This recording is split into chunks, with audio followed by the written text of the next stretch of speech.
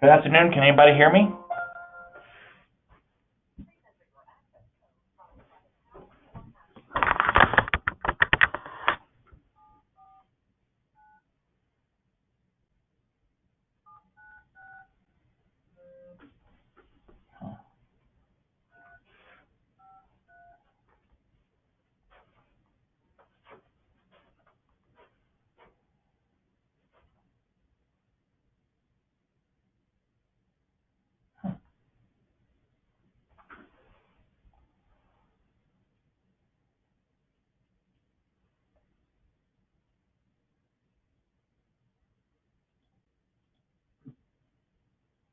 Okay, so Megan, you're on. Do we have anybody else on? I only see myself and Megan listed as attendees here.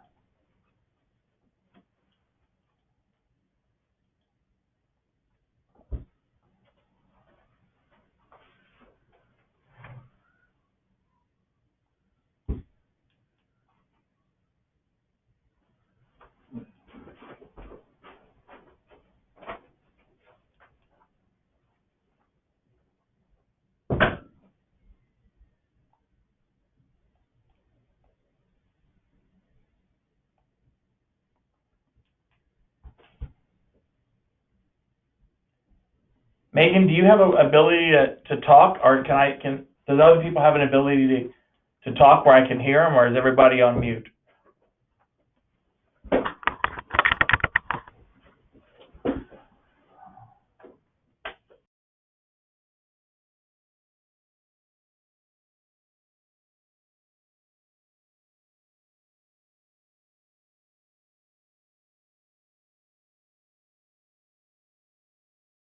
Can anybody hear me?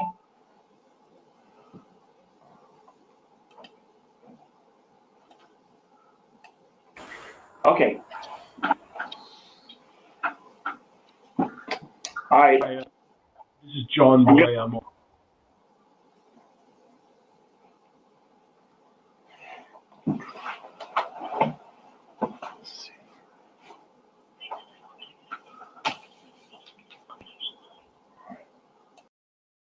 Hi, were you able to hear me?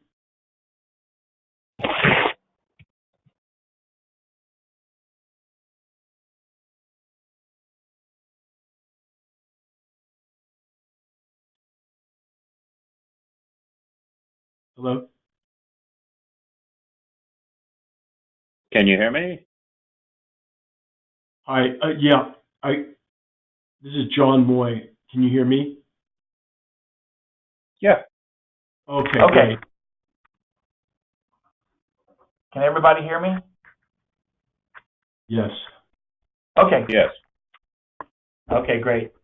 I'm sorry for the difficulties. I was trying to make sure everybody could hear me before I got started. Good morning or afternoon. My name is Eddie Wilcutt, and I am the Water and Energy Efficiency Practice Leader for Allen Plummer Associates. We are a water and wastewater engineering firm based out of Fort Worth, Texas. And what we're going to talk about today is utility allowance modeling. So the overview of the presentation, and if you have any questions or comments during the presentation, please either speak up or you can write your question or comment into chat. Either way, we will respond to you either during or after the webinar. But our overview today is, first of all, to talk about gross rent, how utility allowances factor in to gross rent, the benefits of utility allowance modeling. The specific modeling that we're discussing here is energy consumption modeling, and then the division of the two into water, sewer, and electrical / natural gas. So in terms of utility allowances, the Code of Federal Regulations, Title 26, Chapter 1, is specific to inclusion of utility allowances in the gross rent. So basically, if the cost of any utility other than telephone, cable television, or internet for a residential unit is paid directly by the tenant and not by or through the building, the gross rent for that unit includes the applicable utility allowance determined under the section. So when we're looking at gross rent is the maximum that can be charged for a given unit. By definition, gross rent is equal to rent plus the utility allowance. Now, typically the utility allowance is what is established by the local housing authority or the local agency. And again, that is the rent that can be charged, or the net rent that can be charged by the owner of the, or management company, plus the stated utility allowance. Now, these two have what we call an inverse relationship, whereas the gross rent cannot increase. What happens is that if utility allowance does increase, then the net rent needs to decrease. So again, they both have what we call an inverse relationship. One goes up, one must come down, one goes down, the other can come up. So the intent, and this is where we really get into discussion with some of the housing authorities and some of our customers.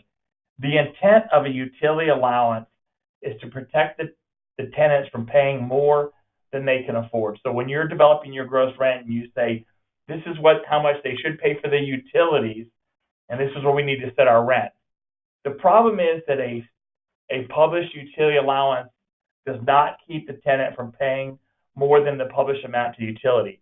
So you can take the utility allowance and calculate your net rent, but there's no guarantee that the authority will update the published allowance to keep up with the increases in utility rates. Currently, we're working on some published utility allowances for housing authorities that are 5 or more years old. So here's just an example of how these utility allowances actually work when we adopt the local housing authority allowance. So let's say in year 1, you have a gross rent of $800 and you have a published utility allowance of $200. Let's say the actual utilities are $200. They're lining right up with the published utility allowance. In that case, your total payment is $1,000 a month. Now, let's say we get into year 2 and the utilities have a 5% increase in their costs for the year. So utility rates go up. The published UA is still $200. In this case, now the actual utilities exceed it by $10 a month. Total monthly payment is $1,010. Now we go at $120 a year annual increase. You go further down and you see now that we can actually, in year 5, we get a 5% per year increase in utility costs. By year 5, we're still operating under the same gross rent. We're still operating under the same published utility allowance.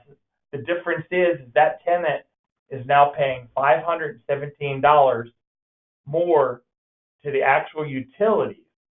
So they actually have had an increase.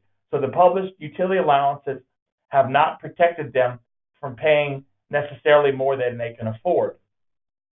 Now let's look at a situation of what we would call a utility allowance model, where we would develop a specific utility allowance for that property.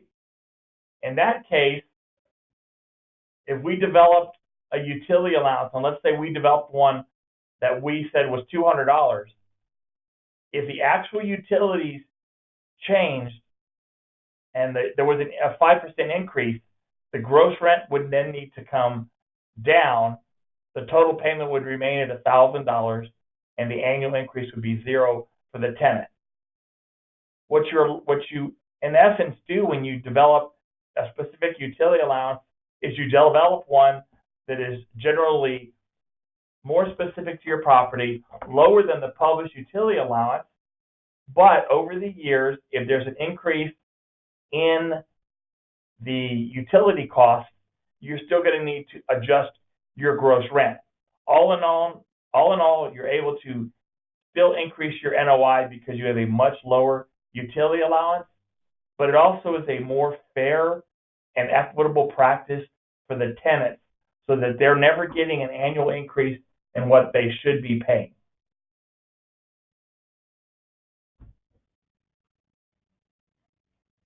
So when it comes to effective utility allowance modeling, the secret is to take that published utility allowance, which may be inflated and have nothing to do with your property, take that number and turn it into an actual. So if you have a published utility allowance of $200 a month, and really because you develop a brand new property with energy and water efficient fixtures, and you get one at $100, you should then be able to take your gross rent or your net rent and increase it by the difference between the developed utility allowance and the actual utility allowance. So the only way that a property can stabilize gross rent and increase net operating income is through utility allowance modeling. So before we get into actually what it is and what it all involves, let's talk about the benefits. So here's an actual case study of a property that we did last year in Austin, Texas. The 160-unit affordable housing project conducted in 2006. 46 one-bedroom units, 66 two, and 48 three-bedroom units. The published utility allowance for the city of Austin was for a one-bedroom, $186 a month for a one-bedroom, $222 for a two, $258 for a three. When we went in and modeled that same property, we came up with utility allowances that were about $74 for a one-bedroom, $104 for a two-bedroom, and $130 for a three-bedroom. This was submitted to the state and approved as the new utility allowance for this property. So in essence, on a monthly basis, we were able to increase NOI on this property, or net operating income, by $19,084 a month, or $229,000 a year. So for this property, in terms of what they paid us to do this modeling, the return on investment was a month. Another benefit is assessing the property value at underwriting. So when, it's not like your house when you're getting a value on your house. When a bank is investing in your property, they're not just investing in property, they're investing in a business. So you have an income approach where they assess the property through income. So let's suppose we have a cap rate of 10%. To calculate the value, we divide, let's say it's a $600,000 NOI, we divide that by the percent cap rate, we would get a $6 million price tag or property value based on the income approach. If we increase that NOI to $700,000, we actually add $1 million to that property value. If we increase the NOI by $200,000 because of a utility allowance, we're actually increasing the value of the property at underwriting by $2 million. Now, with a lot of questions about the tax laws that went into effect this year and the available tax credits that are out there for properties, and how are we going to make deals meet? Certainly, the underwriting, getting a better value for your property, making it a more economical deal is something that's going to benefit a lot of properties. The other thing is, again, that we discussed is the additional revenue. You do not have to maximize net rent. Some properties can say, we're in an area where we're not going to get our maximum net rent, but we can actually increase rent by $50 a month. We've had properties that have been able to increase rent by $100 to $150 a month because the area that they were operating supported that type of rent. But you can also take that additional revenue and use it for additional services for your tenants, for making upgrades to the property, or hiring additional staff. Another thing you could do with these is recovery of costs for efficiency upgrades. So we have a property, we run a utility allowance model, and we say it's coming very close to the published utility allowances that are out there. But we can also look then at, let's say, domestic fixture upgrades for a property. So let's say we added a 400 average per unit for replacing toilets, shower heads, and aerators. And the cost of that for 250 units was $100,000. Now going back and doing the UA, we come up with a benefit of $30 per month per unit. We can actually take that then, increase the rent accordingly, and pay back that investment in 1.1 years. Now your tenants are paying less to the water utility. Sure, they're paying more to you because the rent went up $30, but they're paying that and maybe even significantly less to the utilities over time. So you're actually giving the customer, your tenant, better fixtures, better ability to control their own utility costs, and you're also investing in your property. Another thing that is very common through utility allowance modeling that we identify are identification of improper billing practices. When a affordable housing property puts meters in to charge their tenants for water and sewer, they're required by law to bill the tenants through a third-party billing company. So that third-party billing company will collect the water bills from the utility. They will take the individual meter reads from the buildings, from the tenants, and they will allocate that based on the bills for each of the properties. Now, if they're doing that by building, we often find that a one-bedroom unit in a building with a bunch of one-bedroom units may pay $20 a month, but a one-bedroom unit where there's a whole bunch of four-bedroom units, because water and sewer rates are generally tiered, we'll find the same unit using the same amount of water paying $35 a month in another unit. So significantly more money for the same amount of water. So in these cases, we have to go back to the third-party billing company and say, you need to take all the water and sewer bills, combine them together, and allocate it out across all your tenants. So the one bedrooms are paying their fair share and the four bedrooms are paying their fair share. Reduce reporting requirements.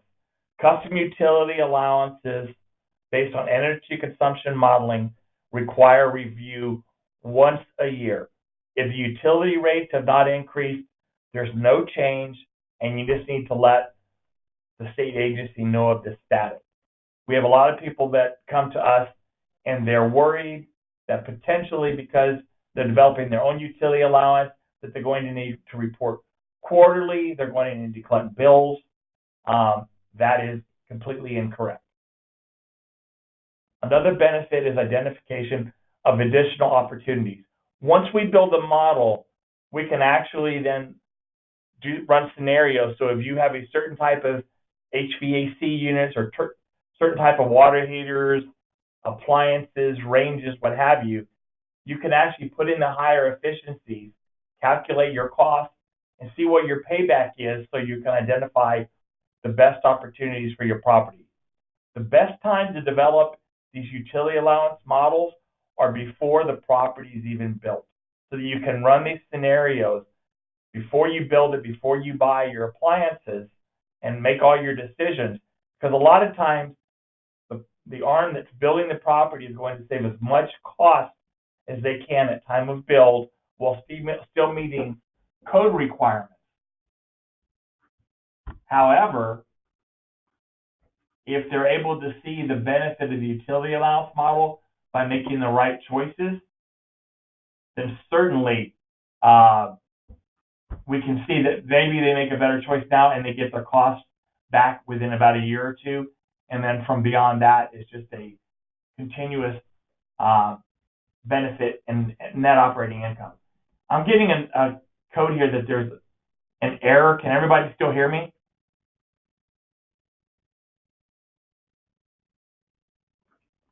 Yes. Yes. Okay. Yes. Yeah. Great. Thank you. Okay. So now, one of the questions that we get a lot, and that I even ask myself a lot, if Utility allowance modeling, specific utility allowance modeling for a given property can save a property owner so much money. Why are more properties not doing this? We find in 95% or more of the cases, properties that can and should be using their own specific utility allowance model are not doing so. Then the question is, why? And I've actually come up with what I believe to be some of the barriers as to why more people are not doing it. First of all, when you have a published utility allowance that is developed by a housing authority, you have two players. You have the property and the housing authority. You know what your gross rent is.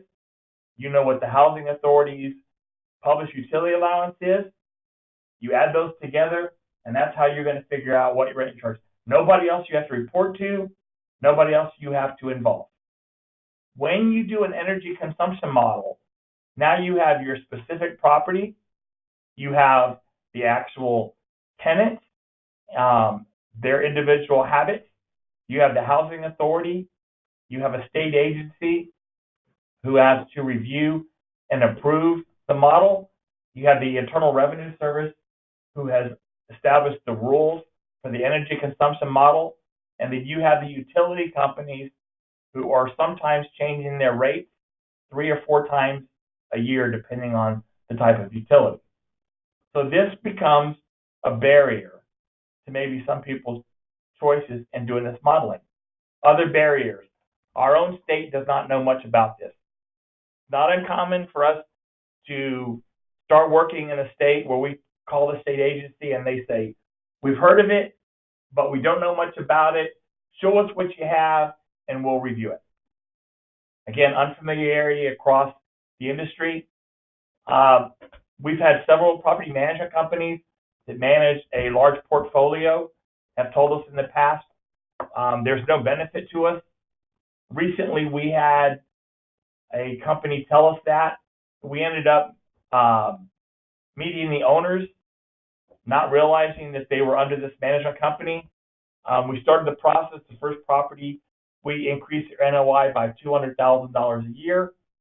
We had to go back to the management company, and they had to change the rents and stuff, but it was the same management company that had reviewed it a month before and said, no, there's no benefit to us. Yet to date now, we have 5 properties that we've been able to model and get these new UAs, saving the owners about $1 million per year in increased NOI. I've had people say that they've tried it before and failed. There are people who have tried to do energy consumption modeling in states where for some reason they either did not provide the correct data or did not make the correct argument and were not able to get a utility allowance model done. Additional workload. That's another thing that people talk about that's not necessarily true. The reporting requirements, the cost of the modeling. Generally, far and away, what we see in the cost of the modeling is that the payback is generally 3 months or less. If it's going to be something that is costly and would not make sense, it's not even something that we, as an engineering firm, would even recommend doing. Before we even start the process of modeling, the first thing we're going to do is figure out if it's a benefit to the property. Another concern, again, is that the IRS is involved. The only way the IRS is involved in this is that they provide the criteria for affordable housing to develop their own model. And then finally, some people are worried that somebody may ask, how much money have we already left on the table? If you've been operating a property for the last 5 years, you may have to ask that question is, how come we've left all this money on the table? So who are the candidates for utility allowance modeling? Buildings assisted by the Rural Housing Service have their own prescribed methods for this. They're not generally a candidate for utility allowance modeling. HUD regulated properties, where HUD is telling you how much you can charge for rent, is generally not a candidate. What we're talking about when we specifically talk about energy consumption modeling are low-income housing tax credit properties. Now, RHS and HUD regulated properties, there is a HUD model that can be used. It's not going to give you near the benefit of what energy consumption modeling can do and will do. And I really believe that in time, you're going to see a shift to allow HUD properties and RHS assisted properties the ability to do the same kind of modeling that you're allowing affordable housing to do, because it is not a detriment to the tenant. It is actually a benefit to the tenant in controlling the rent and keeping it neutral based on utility increases. So the IRS approved methods for modeling, and I'll tell you that there's about 7 different methods for modeling. The first one is what we call a utility company estimate. I retired from a water utility in San Antonio, Texas, and it was not uncommon that I would get a few calls a year from a third-party company asking me to tell them what the typical water and sewer charge should be for an apartment unit in San Antonio, Texas. It's not something you're likely to get, and if you do get one, it's probably going to be something very generous, very high, and nobody wants to give you an estimate that's going to basically be used to charge somebody's rent. So again, it's not based on the actual property, and it's highly unlikely that you're going to get it from the utility. If you do, at best, you're leaving money on the table. The agency estimate, that's what we call the published housing allowance. Generally, when they do this, they have to come up with a water and sewer and energy allowance for 1 to 5 bedrooms that's based on the existing housing stock. Now, we all know that not every housing stock is the same. You'll have a brand new property that's well managed, has the best in terms of energy efficiency, water efficiency, and then you'll have one down the road that is really run down. When you group those together, your more efficient properties are taking losses in exchange for the properties that is not as well managed. So when you take into account these published housing allowances, they're generally an average of what's in the area, and you're going to leave money on the table, especially with a newer property. The HUD utility schedule model, a building owner may calculate a utility estimate using this model. The website's here on where you can find it, but it's based on preset assumptions. You don't get to assume anything about how the tenants are using the fixtures. You don't get to use any specific demographic assumptions, which may be different for your property. So in essence, you're leaving money on the table. Now, this is what we talk about when we talk about a custom-made model for your property. And this is actually from the IRS rules. So the building owner may calculate utility estimates using an energy, water, and sewer consumption analysis or energy consumption model.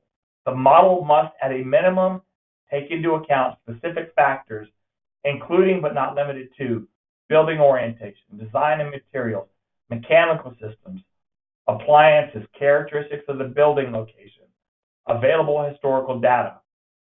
Now, what it doesn't say in here, but that you are also able to include in your model, are conservative estimates.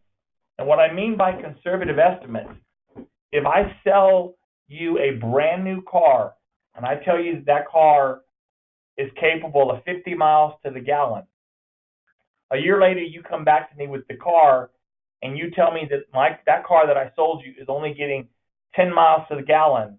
I checked that car out and the tires are worn, unbalanced. You haven't changed the oil. You haven't maintained that car, and you've been driving at 100 miles an hour. Is it my fault that you didn't achieve that miles per gallon, or is it your fault? So in this, there has to be some responsibility on the tenant.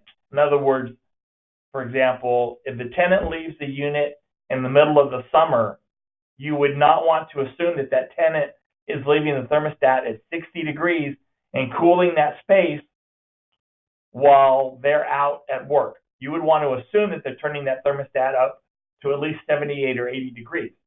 Vice versa, in the wintertime, you don't want to assume that that tenant is heating unoccupied space to 70 or 80 degrees. You would assume that they are turning that thermostat down so that they're not unnecessarily heating that space. So we're able to include those type of assumptions in the model so that we can come up with a lower utility allowance. So there's a question here that I work for a housing authority, and we're replacing all of our properties in the RAD program, rental assistance through HUD, where our rents are determined by HUD. Does this mean we are not eligible for the UA program? Now, John, what I understand is that a RAD is where you're going from basically HUD assisted property to a low-income housing tax credit property. Is that correct? Basically, yes. Okay. That is correct. Yeah, our rents are designated by HUD. They're set by HUD. We do have a utility allowance that we can charge or that we allocate to the resident. Similar. The properties then run as are they being run as a tax credit property once they go through RAD? Yeah, we have a tax credit. We place tax credits on them, and they're run as tax credit property. So this is something that we're learning more and more about, and it's kind of different state by state. What state are you in? Texas. You're in Texas. It's something that we can certainly check into because the answer is going to be different state by state. What I understand is that if it is being run as a tax credit property, because formerly it was a HUD regulated, it was a HUD property, correct? And it's transitioning? Yes. Okay. That's correct. From what I understand, if it's transitioned, it should follow under the tax credit rules. But it's something, again, that we'll do the heavy lifting. We'll find the answer for you, and we can get back with you on that one. Great. But thank generally, you. I believe that it can be transitioned, and you can develop your own model. Okay. So what I will tell people is that not all energy consumption models are the same. I have seen people that are doing modeling in some states where they, rather than model all the different types of units, when I say that, you think about a property where you have one bedroom unit. You may have a one bedroom unit on the first floor, on the second floor, third floor. You may have a one bedroom unit with 2 exterior walls. You'll have another one bedroom unit with no exterior walls. Each one of those types of units is going to have its own heating and cooling characteristics. We have seen a lot of times where somebody developing a model will take and develop a model based on the worst case scenario for each type. So they'll actually say, if I had a one bedroom with 4 exterior walls and their ceiling and the exterior roof, what would my energy consumption be? And then if it comes in lower than the stated UA, they'll provide that to the state. What we're talking about is modeling all the unit types, developing heat calculations across the entire property, and coming up with an average. It's very detailed, but it gives you a much more greater benefit when you're doing this. You know, again, when you buy a new car, you look at the car from the outside and you say, wow, it's a beautiful car, and you look at the sticker, one car is going to be $30,000, one car is going to be $90,000. At the end of the day, it's what you want to get out of it. You may not pay a lot for somebody's model. I've seen modeling come in really cheap, but then I find out what's the benefit. If the benefit to you is $5 a month per unit and you paid $2,000, it may not be as great of a benefit to you as something else where you paid a little bit more for and got a $50 a month increase in NOI. So you have to make sure that you understand all of the options. First of all, there's modeling based on actual bills. Now this type of modeling is where you actually go to the tenants on a quarterly basis, you collect their electric bills from them, which is very difficult at best to do. You report those bills to the state on a quarterly basis, and they calculate a UA. Now that UA is probably going to change 2 or 3 times a year, maybe 4 times a year, especially if you get a really hot summer, really cold winters, and it becomes very cumbersome. You can model based on someone else's bills. You can say, as well, the property across the street's been here 5 years. We're going to take their bills and we're going to develop a UA based on their actuals. But again, you're not then taking into account how the tenants should be acting. You can take that modeling based on the worst case scenarios. You can take modeling based on standard usage patterns that somebody else uses. You can take modeling based on older housing stock, modeling based on conservative patterns, modeling based on your own property, modeling based on specific upgrades.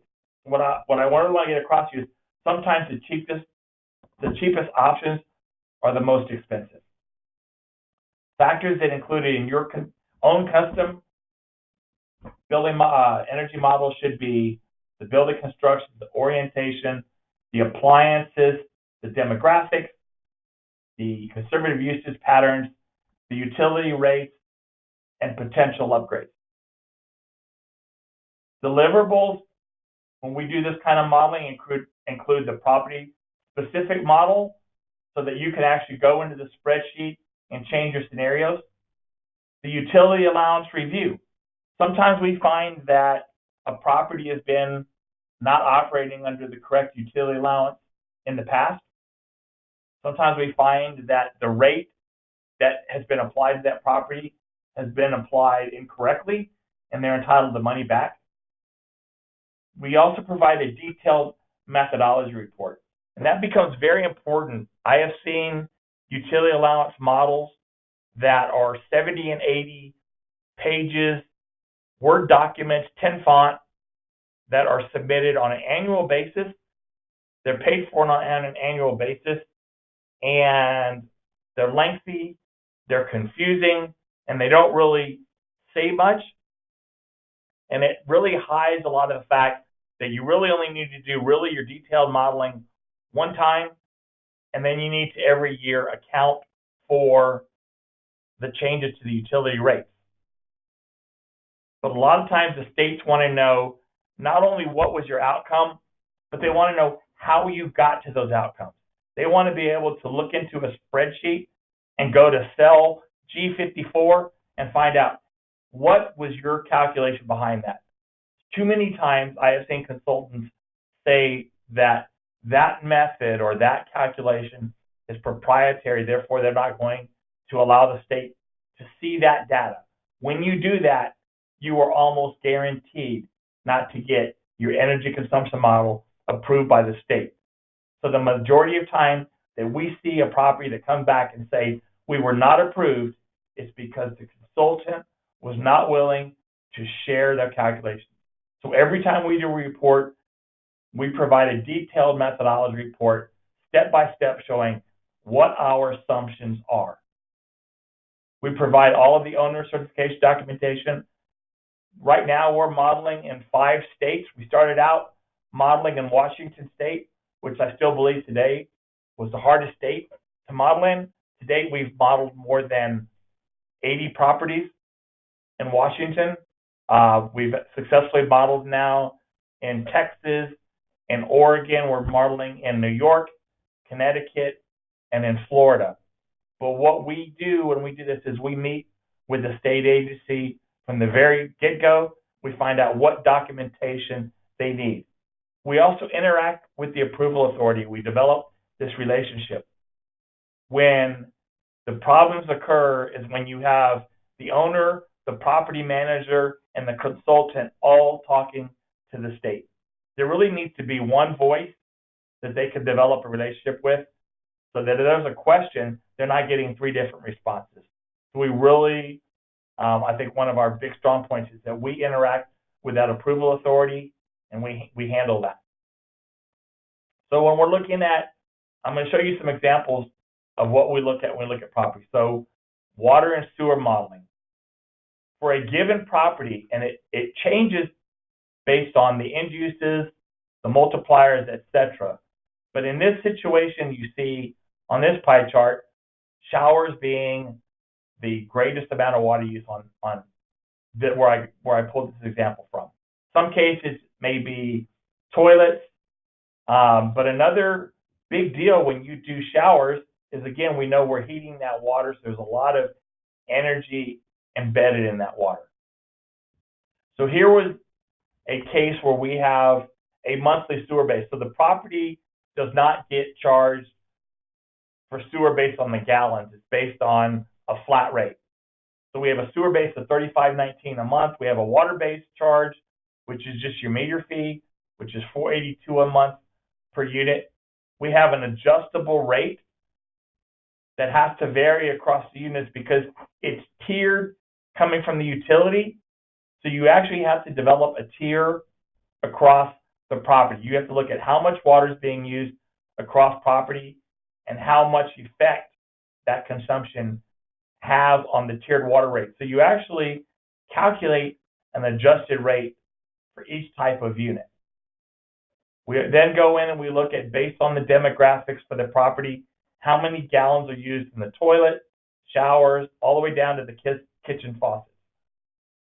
Then we go back and we apply the rate to these charges. So on a 1-bedroom, for this property, we calculated at $42.60. For a 5-bedroom, we calculate at $54.66. Now we go to the stated housing authority allowance. We were at 74. We were able to get it approved down to 43. For a 5-bedroom, we went from 98 to 55. So for as long as this property was operating, this is how much money they were leaving on the table. And in electric and gas modeling, we do the same thing. You see a lot more uses when it comes to the electric and gas, but the first thing we do is we develop a pie chart that's specific to the property. In this case, what you see is your non-appliance hot water electric. So this is your kitchen faucet, your showers, and your aerators. Now again, one of the biggest things we can do is we may tell you before we even take this UA to the state, is I may come to you and say, hey, let's drop our flow rates on our shower heads. So why don't you go out and spend a couple grand on replacing the shower heads and aerators, and we'll bring you back 40 or 50 grand and reduce energy charges that will affect your UA. So in this case, again, we look at all of the uses. We calculate it per unit type. We take the base charges, the kWh charges. We apply those to the units based on what we get. And in this case, we come up with a difference from 53 all the way from 130 to 108. So you'll see they'll vary. But in this given property, when you add the water and the energy, you're looking at about a $60 per unit per month increase in NOI from what was the stated allowance to what is now the approved allowance based on your property. One thing that we always tell people, if you're not happy with your allowance, set your own. You shouldn't be happy with your allowance if you are operating a well-managed property that you've invested a lot of money into. You shouldn't be happy with an allowance that's based on people that may not be adopting your same practices. This is just an example. So let's say we have a 100-unit property. We have a total tenant payment of $1,000, a published UA of $250. Your max rent can only be $750. Take that same property, now take a custom allowance of 150, you actually increase your max rent. So you took that arbitrary money, turned it to real money, and you get savings of about $120,000 a year. When it comes to when I say give us a try, we have yet failed to get a UA approved in any state. We have run into a scenario where in one state there was a utility allowance that was developed for an Energy Star building, and it was a building that was built in the early 70s. Never should have been operating under the Energy Star utility allowance, but they were.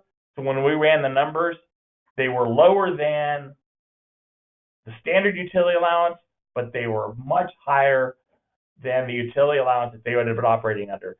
So in that case, there was nothing we can do. They weren't operating correctly.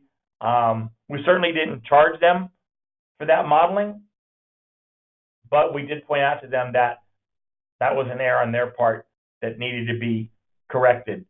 But in every state that we've gone to, even where energy consumption modeling had not been accomplished, we've been able to get our energy models done. When we first started working in Washington, I remember asking Washington State, what states should we steer clear of in terms of doing utility allowance modeling? And the state they said, first of all, was Texas. And I kind of sunk because I live in Austin, Texas. And I said, oh no. Yet the first model that we did was for the property in Austin, and we were able to get an approval in about 2 weeks. So with that, I'm going to open it up to questions. Again, my email is right there. You can email me at customua@apaienv.com. You can call me on that number, or we can address questions here. But with we're recording this webinar, so any questions that you put here or that you let us know, everybody will get responses to.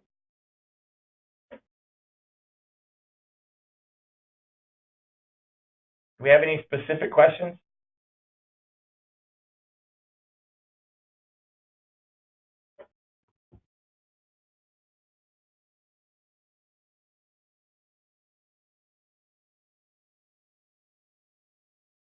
Either everybody's on mute, or I'm going to assume that there's no questions. Hold up. This was more like when you were first buying property and getting this utility allowance for it. I thought this was what we were. I thought this was like the utility allowance. Say, I live in Miami.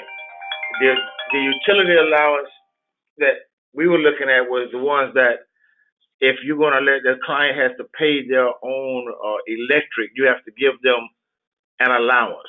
Like for a 1-bedroom, it's for electric, for you don't do air conditioning. They have to, you don't include air conditioning.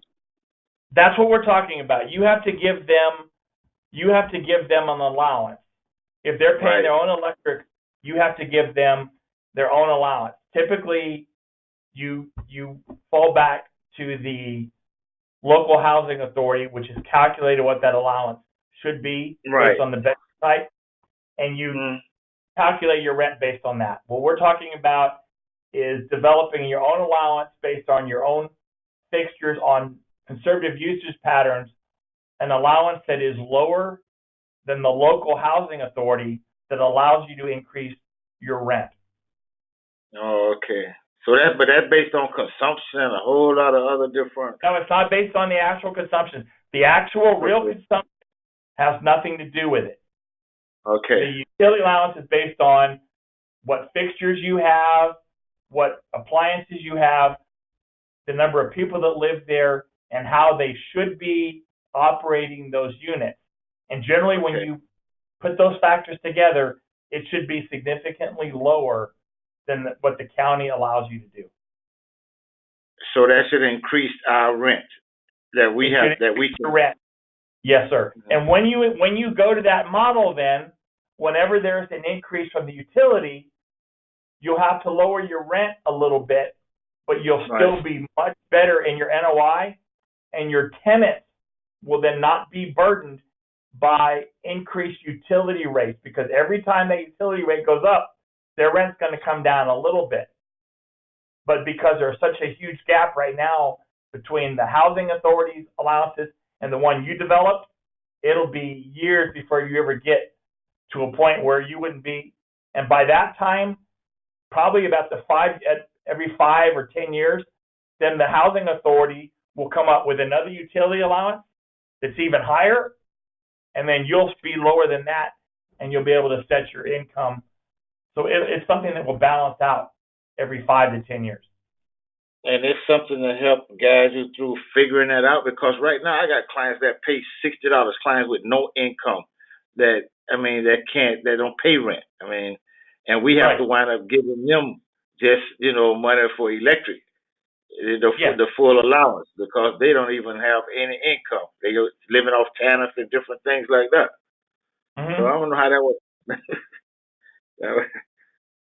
Yeah, it's something that we we're well versed in, and we're happy to meet with you, to look at your scenario. We'll come up. What we'll do, the first thing we'll do is look at your scenario. We'll do a cost benefit analysis, and we'll tell you if it's beneficial to you or not. I would tell you that in almost every case, it's highly beneficial to you. But if it's not, or if somewhere down the line we started working with you and we were not able to get it approved, we would not charge you for the work. Okay, yeah, because HUD would have to approve it. The trust would have to approve it. Our homeless trust here. Well, you're gonna do this tomorrow, right? Yes, sir, we are. I'm gonna have another team of people going to meet in a conference room, and they'll go through it. Maybe you can remind them that you spoke to Kenneth King today. I might be sitting in there. I don't know, but okay, sir. We'll see. We'll see if, in case they want to have you come out and do something. So I'll probably be sitting in there again tomorrow. All right. Okay, we appreciate it. All right. Thank you so much. Thank you. Do we have any other questions? And if you do have questions, again, feel free to email, pick up the phone, and call us. Again, it's just something that we've been doing now for 3 years. It's something that we kind of got into by accident, but that I think is something that we are well aware of. And the more I do this, the more I realize that energy consumption modeling, again, is probably the most fair and equitable means of charging your tenants that actually benefits both of you. With that, I thank you all for your time. Y'all have a great day and hope to hear from you soon. All right, you too. Thank you. Bye-bye. Bye-bye.